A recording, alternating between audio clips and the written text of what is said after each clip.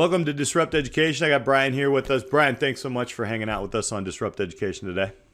Absolutely. Thanks for having me. Appreciate the opportunity. All right. All right. Well, that was a brief introduction, obviously, before the ads here. Tell us a little bit about who you are and what you do in the education field. So just to kind of give you, I guess, a little bit of my background, I'm a career changer. So for me, like education was not definitely a path that I thought I would ever go down.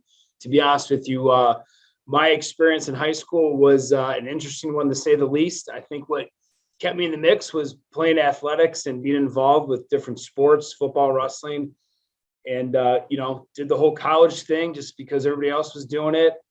And to be honest with you, I had no clue what I wanted to do. Ended up at Illinois State for a year. I lived in a lounge for probably about 3 or 4 weeks because I was so late applying to school because I just knew I wanted to get the hell out of my house. I didn't know where I wanted to really go. I just knew all my buddies were going off to college. I want to do that whole experience. So fast forward after ISU, and I was kind of like, all right, I get this college thing. Grades are pretty solid, but I knew I wanted to go to a bigger school, experience kind of the whole, fraternity, football program on Saturdays, all that jazz. So I actually went to visit my friends on spring break to Arizona State University. And then I was like, I'll see you guys next year. So transferred out there, graduated in 3 years with a business degree. To be honest with you, just did the business thing because I knew it was kind of a nice safety net, not knowing what I wanted to do. Then after college, went to London and got an internship out there for about 4.5, 5 months. September 11th hit. Didn't really know what was going to happen. So instead of traveling like I planned to do and backpacking and riding the rails out there, came back to Illinois and got a job with Deutsche Bank doing mutual funds as an investment representative and living downtown Chicago, going to a boatload of Cub games and having a blast and commuting on the L. And then just kind of realized like that wasn't for me. Didn't really feel challenged, learned a ton, but didn't really feel like it was a good fit. So then after that, I actually bounced around, did everything from serve tables at PF Chang's to worked for my dad's landscaping company. I poured concrete as a union worker, as a laborer in the city of Chicago for about 3 or 4 years, and then volunteered to coach football at my old high school at Downers North. And actually, I think it was the head coach's wife was like, "Hey, you're kind of good with these kids. You ever thought about teaching?" And I was like, "Not really." She's like, "You should check it out." So pouring concrete during the days and went back to school at night at Benedictine and got my teaching certificate and then got the education and been teaching business education for probably the past 12 years now and been at a couple different schools that have all been great experiences. And right now I'm teaching business ed up at Prairie High School in Crystal Lake. So I teach 2 classes, and then I also work with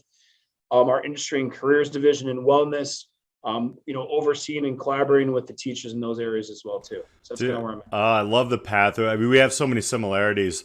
Outside of that, over there is a Sox stadium, so we won't go there. But we're all right. It's all good. Nice. But yeah, man. I mean, I love the fact that obviously, I think one of the things we always are sharing with students and athletes is there's never a straight line, right? I mean, no way. And for 12 years, I don't even remember where we connected. Was it you said Oak Park when I was there? I don't know if it was through an incubator or before or whatever, man. There was a lot. In all honesty, I wasn't even doing anything with incubator. I think I was maybe like a second or third year teacher, because I think you were maybe a department chair over there at that point in time. And I saw some post or some article about some of the cool, like innovative stuff that you're doing for kids. And I think I just set up a time to meet, and you let me in and kind of show me the ropes of what you guys were doing over there. Yeah, I thought it was really cool, the project-based things and things like that. So tell us a little bit about what you're doing like in the school that you're at right now. And obviously it's interesting to hear like wellness and business. Business is, for those who don't know, in secondary ed, it could be in a math division. It can be in a completely all electives. It can be in library or media science. We're all over the place in that. Talk a little bit about like that and how does like health and wellness and business come into play, and what are your roles there? For us, like we have industry and careers, which is kind of a nice name for a career in technical education. So for me, I oversee the business area, industrial tech, and family and consumer science. And then within that as well, a couple of years back, then they also combined our wellness area, which has health, driver's ed, and then your typical PE classes too. So that's been kind of a really fun collaboration piece, because obviously as a business teacher, which Peter, I know you're very good at as well, is the whole networking thing, is bringing in all these people from the outside in to expose these kids to these various career paths that, as we talked about earlier, are not linear, all these kind of crazy winding paths that we go down. So that's been a really neat opportunity where, every student has to take PE.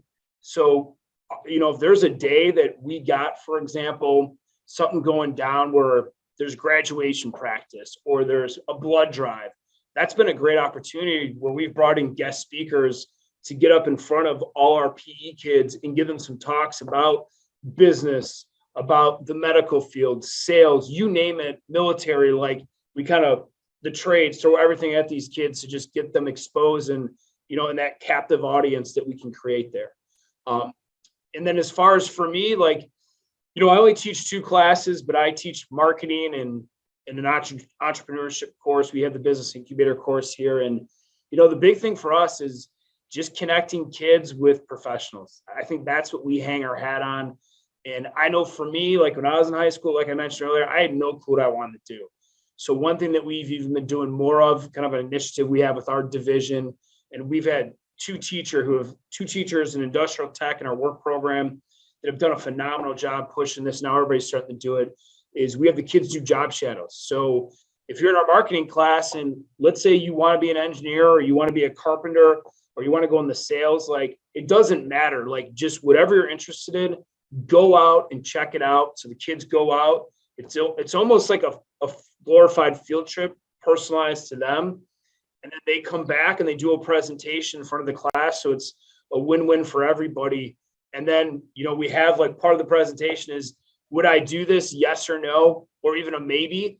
And it's a great opportunity to expose kids to these different career paths just at a young age. That's wonderful, because what I love to do is to build that vertical network with kids, right?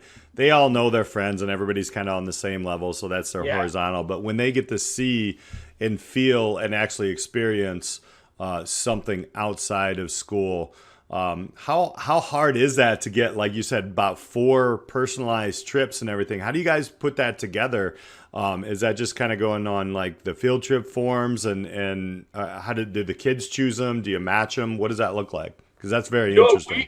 We put a lot of it on the kids. Yeah. So we kind of have your basic forms, and we utilize, and it's been fantastic. One of our teachers found it. It's called the virtual job shadow platform, which that was something for our work program and internship classes during the pandemic. We had to find a way to get these careers in front of these kids and get them experiences. So we've utilized that for the kids to do kind of a career assessment. Some schools I know have like Naviance or like School Links is I think another one that's come to the forefront as well. Mm-hmm. But anyhow, we have them kind of do that assessment piece, and then we put it on them to go out and explore and figure out where they want to possibly go, because they start networking within their current network, and we have them all create LinkedIn accounts as well, so then they can understand how to connect and, really get their feet out there, and even bringing in all the guest speakers we have. Mm-hmm. That's another opportunity that the kids use for networking.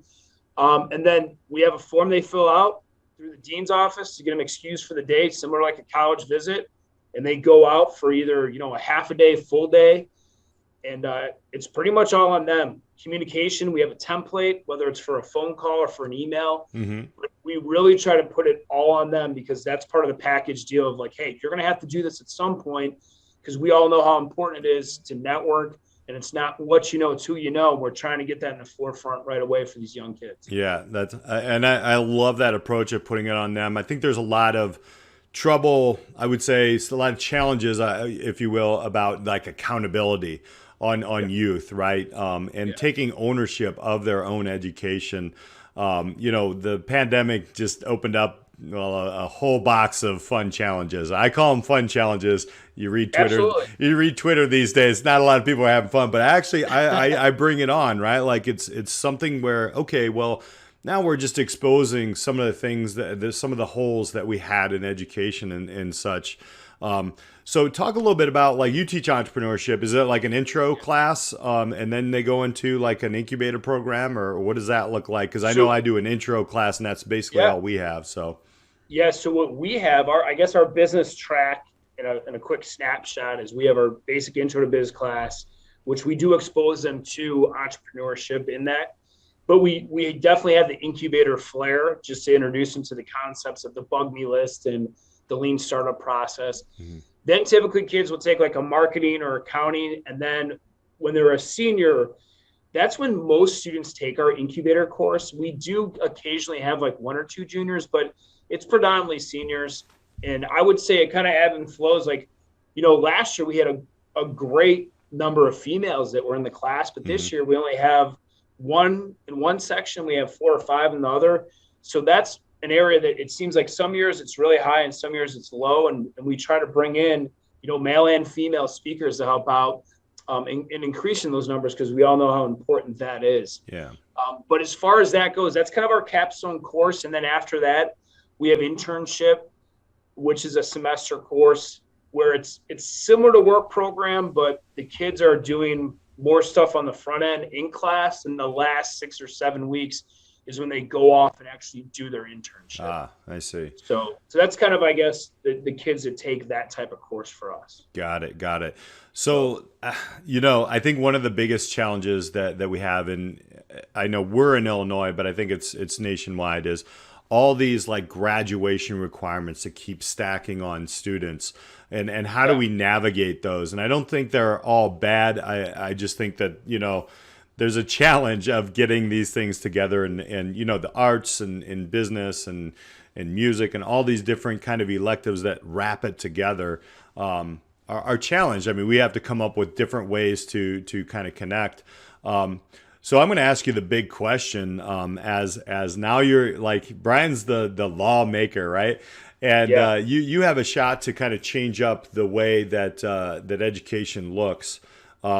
What would, like, maybe 1 or 2 things right away you'd be like, okay, let's try to change this? And I know this is a big question, but and it is biased because we are both educators in business, but like, what would be some of the things that you change, that you would maybe even enhance of what you're doing really well at the school district you're in? I think one thing that we can always get better at, and I think this is coming, and I hope it is just exposing kids to careers. Like, I think that's gotta be like, but not just in CTE, like that's kind of our thing. That's what we hang our hat on, but it's got to happen across the board, whether it's in humanities or in STEM, wherever it may be, or wellness, like we talked about earlier. Like, how can we do a better job exposing kids to career paths? Like, I think that should be part of the curriculum in every single class, or have a game plan as a freshman, sophomore, junior, senior. So you're building towards that.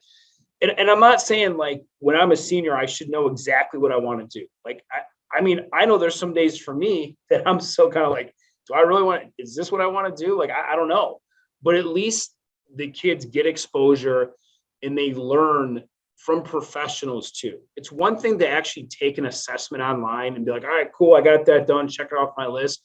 But it's a whole nother thing to listen to somebody come into your class and talk, or give you feedback after a presentation, or go on a field trip. Like, I think that needs to happen more and more across the board. Like, that would be one thing that I would try to change, or make an expectation, in the future, if that could be one thing, because there's just so many opportunities. And I feel like in our area in CTE, like that's something we've always strived for, just because that's kind of what we're known for. But why can't every other division be known for that too?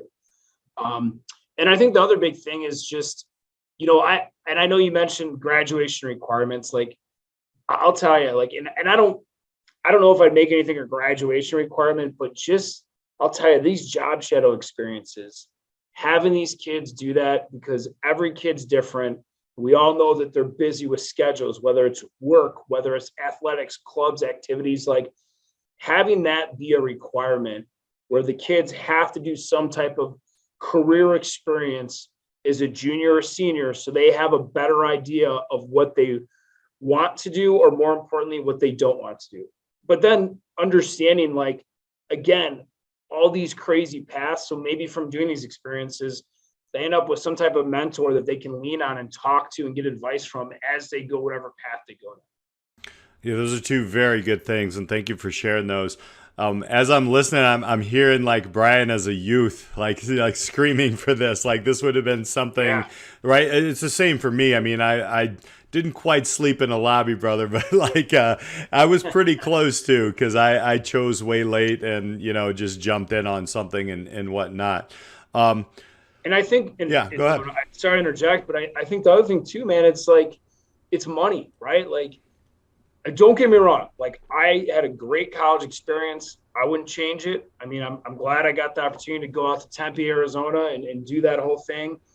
But in the same respect, like, I got student loans, and that's another piece too, that maybe, backing up, like, I know we do a good job here about educating kids about like student loan debt in our consumer classes, our intro classes. But again, like, that's one class. Like, that needs to be hit up more and more and more and more and more, because I could probably have another house right now or go get myself a Ford Raptor or something like that.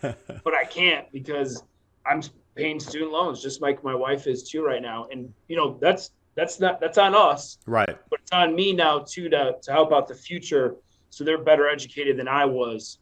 And hopefully they find something they're passionate about. And it's an investment. I understand that if you choose to go to college, but also too, like, knowing what you know now, know all these opportunities to maybe hedge your bets, or to, I don't know, make it, I guess, a little bit more affordable is what I'm trying to say. Right. For me personally, and I don't know if you're finding this as well, I have a lot of students who are actually a little bit more anti-college. I don't want to be anti-college, but I think they're more anti-student loan, and they're afraid of their parents spending all their money on them. What are your thoughts on that? Have you seen that? Because I've seen that a lot in my classes. I definitely have seen more recently more kids interested in other paths. Yeah. Like, in a lot of kids being like, hey, it's cool for me to go to McHenry County College and get my 2-year degree and save some dough while I figure some things out. And I think too, our district has done a nice job as well of offering all these dual credit classes, so they can kind of dip their toes in the water, but also maybe get ahead of the game if they go to MCC for a couple of years, if that's what they choose to do. And I've also had a lot of kids interested in, hey, talk to me about the trades, or, let me learn a little bit more about this manufacturing thing too. So that's been great to see, because I think the word's starting to get out. But again, it comes down to parents. Like, I think, yes, we're educating the kids, but the parents need to know about all these opportunities as well too. Okay, so how can people learn some more about some of the cool things you're doing up at Prairie Ridge? And I want to know more, and I know some of my listeners are going to want to know more about this Job Shadow program and all the different things that you're doing. How can they connect with you and or the school to just kind of learn more and see what's going on? Number one, anybody can always hit me up on LinkedIn. It's just Bryan, Bryn, then my last name, Peckhart, Peckhart.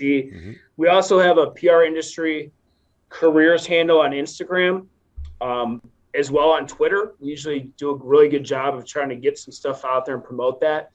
But those are probably the best ways to hit me up. And then obvious't my email as well, which is just B as in boy, and then my last name again, Peckhart, Peckhart, at D as in dog 155.org. And again, we're learning, right? Just like everybody is right now.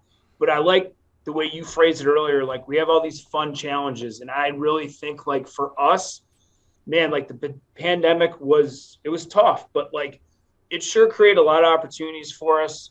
And the amount that we use LinkedIn now, or we use Zoom or Google Hangouts to bring guest speakers in. I mean, we have a guy from Pixar, the CFO from Pixar is coming in tomorrow. And that was a guy that we connected with because he went to Crystal Lake South, which is in our district. Yeah. And he's zooming in tomorrow with us to give us some tips and listen to some pitches. So, like, that's the other thing I would highly recommend people do is take risks. Like, Why not? What's the worst thing somebody can say is no, or what's the worst thing that something can happen? It doesn't work. Well, then you go back to the drawing board, you try it again, just like these kids are doing right now. So that's very cool to see these things happening. And then just getting these kids out of their shells and actually asking questions, right? And knowing that they're so close, they're closer than they think to actually success and fulfillment, like right now. So I love the energy, man. Bryan, thanks so much for hanging out with us on Disrupt Education today. We'll put all the information up down below in the show notes, but we appreciate you, man. And absolutely, obviously this story is fantastic. And I'm going to think my kid might want to go to Arizona State because the weather's nicer there anyway, right? Hey, there's a lot of tips I can give about things to do out there. And there's a great, the WPK School of Business is pretty solid as well. Absolutely. Well, thank you. No, thank you for the opportunity. This has been great talking with you. If there's anything I can do to help anybody out, that's what I'm all about. So let me know. Absolutely. And thank you, listeners. We appreciate you. Until next time, we'll see you on Disrupt Education.